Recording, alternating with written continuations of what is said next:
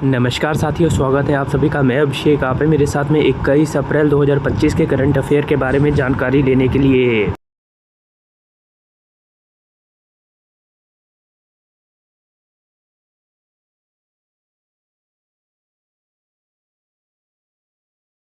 साथियों, मैं आपका स्वागत करता हूं अपने चैनल स्मार्ट टीचिंग अभी 20 GS बाई अभिषेक में।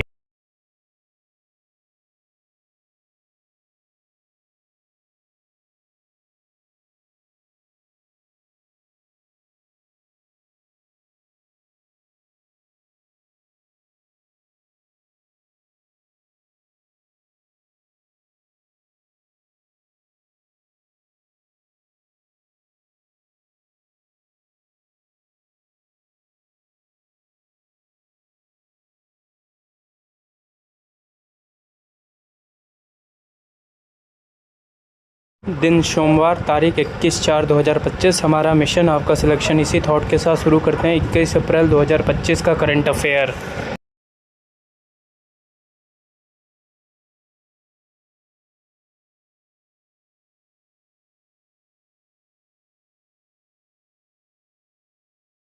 पहला, हाल ही में सिविल सेवा दिवस कब मनाया गया है? उत्तर है 21 अप्रैल को।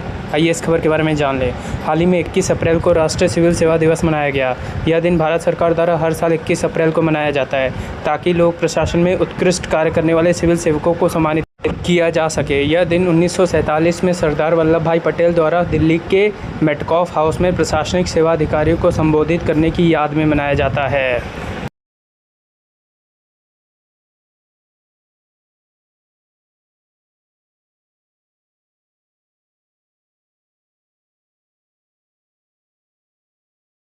अगला, हाल ही में किसे AIIB का उपाध्यक्ष नियुक्त किया गया है? उत्तर है अजय भूषण पांडे को। आइए इस खबर के बारे में जान लें। बहुपक्षीय ऋणदाता के अनुसार पूर्व वित्त सचिव और देश के लेखा परीक्षा नियामक के प्रमुख अजय भूषण प्रसाद पांडे को एशियाई अवसंरचना निवेश बैंक में उपाध्यक्ष नियुक्त किया गया है। ये निवेश समाधान संभालेंगे और तीनों विभागों को देखरेख करेंगे। क्षेत्र, विषय और वित्त समाधान विभाग, स्थिरता और प्रत्याय समाधान विभाग और पोर्टफोलियो प्रबंधन विभाग को संभालेंगे। पांडे वित्त सचिव के पद से सेवानिवृत्त होने के बाद मार्च 2025 तक 3 साल के लिए राष्ट्रीय वित्त रिपोर्टिंग प्राधिकरण के प्रमुख रहे हैं।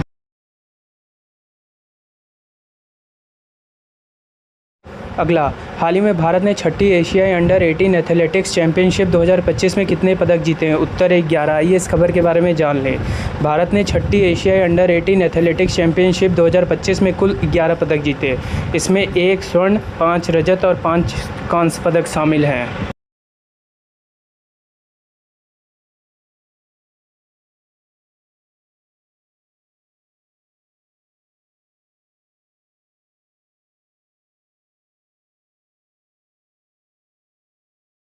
अगला, हाल ही में प्रधानमंत्री मोदी किस देश की आधिकारिक यात्रा पर जाएंगे? उत्तर है सऊदी अरब। आइए इस खबर के बारे में जान लें।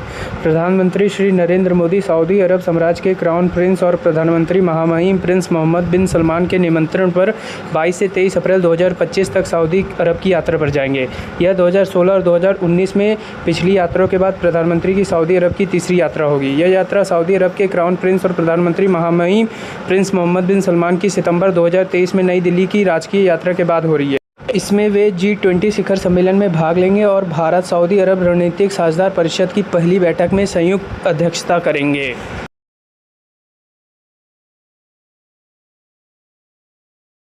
अगला, हाल ही में किस देश के राष्ट्रपति ने ईस्टर पर 30 घंटे के संघर्ष विराम की घोषणा की है? उत्तर है रूस। आइए इस खबर के बारे में जान लें।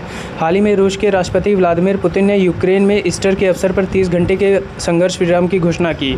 यह संघर्ष विराम शनिवार शाम से शुरू होकर रविवार आधी रात तक चलेगा। पुतिन ने यह भी उम्मीद जताई है कि यूक्रेन भी इस संघर्ष विराम का पालन करेगा।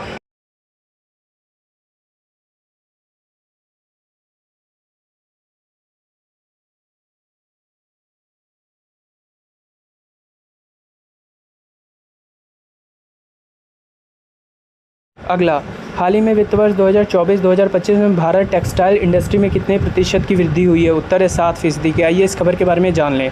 वित्त वर्ष 2024-2025 में भारत की कपड़ा और परिधान, टेक्सटाइल और अपैरल इंडस्ट्री में 7% की वृद्धि हुई है। यह वृद्धि पिछले वर्ष की समान अवधि की तुलना में है। यह वृद्धि हस्तशिल्प सहित कपड़ा और परिधान निर्यात में देखी गई है। भारतीय कपड़ा बाजार वर्तमान में वैश्विक स्तर पर 5वें स्थान पर है और सरकार अगले 5 वर्षों में इसे 15 से 20% तक बढ़ाने के लिए काम कर रही है।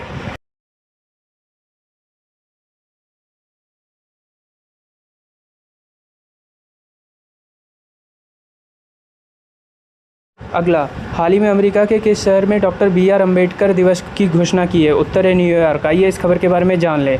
हाल ही में अमेरिका के न्यूयॉर्क शहर में 14 अप्रैल को डॉक्टर बी.आर. अम्बेडकर दिवस के रूप में घोषित किया है। न्यूयॉर्क शहर के मेयर एरिक एडम्स ने 14 अप्रैल 2025 को डॉक्टर बी.आर. अम्बेडकर दिवस के रूप में घोषित किया है और शहर के 8.5 मिलियन निवासी इस दिन को मनाएंगे।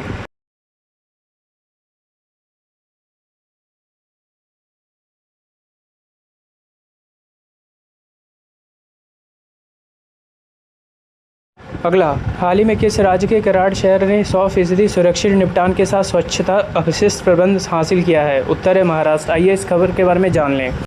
हाल ही में महाराष्ट्र के कराड़ शहर ने 100% सुरक्षित निपटान के साथ स्वच्छता अपशिष्ट प्रबंधन हासिल किया है। यह उपलब्धि कराड़ द्वारा सैनिटरी और बायोमेडिकल कचरे के 100% पृथक्करण, संग्रह और प्रसंस्करण के माध्यम से हासिल की गई है। इस उपलब्धि को केंद्रीय आवास और शहरी मामलों के मंत्रालय द्वारा मान्यता दी गई है। कराड़ ने इस लक्ष्य को कैसे हासिल किया? 100% पृथक्करण। शहर ने यह सुनिश्चित किया कि सभी सैनिटरी और बायोमेडिकल कचरे को 100% अलग किया जाए।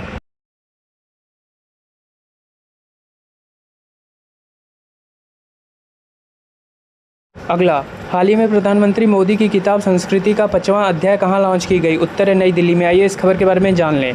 प्रधानमंत्री नरेंद्र मोदी की संस्कृति पर विचारों और भाषणों पर संकलित पुस्तक संस्कृति का 5वां अध्याय को आज नई दिल्ली में विमोचन किया जाएगा।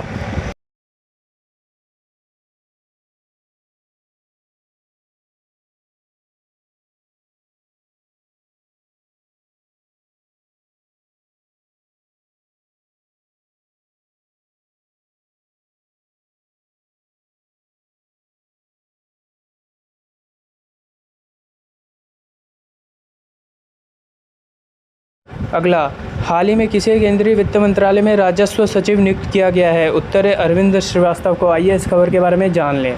श्री अरविंद श्रीवास्तव ने आज वित्त मंत्रालय के राजस्व विभाग में सचिव पद का कार्यभार संभाला। मंत्रिमंडल की नियुक्ति समिति ने 18 अप्रैल 2025 को श्री श्रीवास्तव को राजस्व विभाग के सचिव पद पर नियुक्त किया गया था।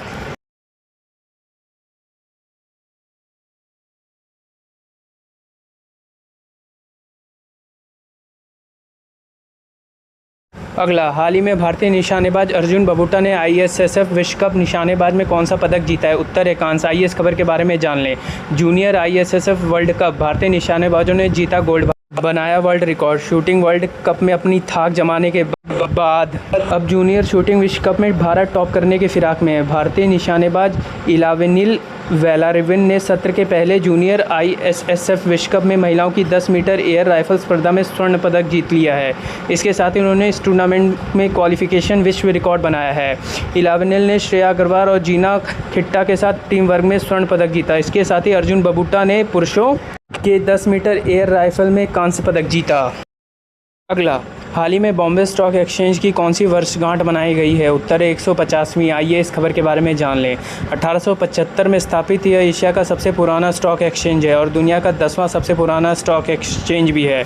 यह कुल बाजार पंजीकरण के हिसाब से दुनिया का 6वां सबसे बड़ा स्टॉक एक्सचेंज है, जो मई 2024 में $5 ट्रिलियन से अधिक हो जाएगा। 31 मार्च 2025 तक की वित्तीय स्थिति।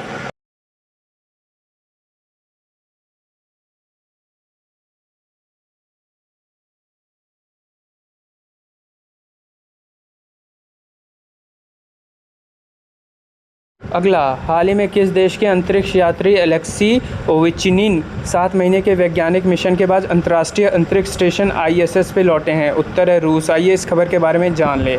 हाल ही में रूसी अंतरिक्ष यात्री एलेक्सी ओवेचिनिन 7 महीने के वैज्ञानिक मिशन के बाद अंतर्राष्ट्रीय अंतरिक्ष स्टेशन ISS पे लौटे हैं। वह अमेरिकी अंतरिक्ष यात्री डोनाल्ड पैटिट के साथ सोयूज MS-26 अंतरिक्ष यान से कजाकिस्तान में उतरे।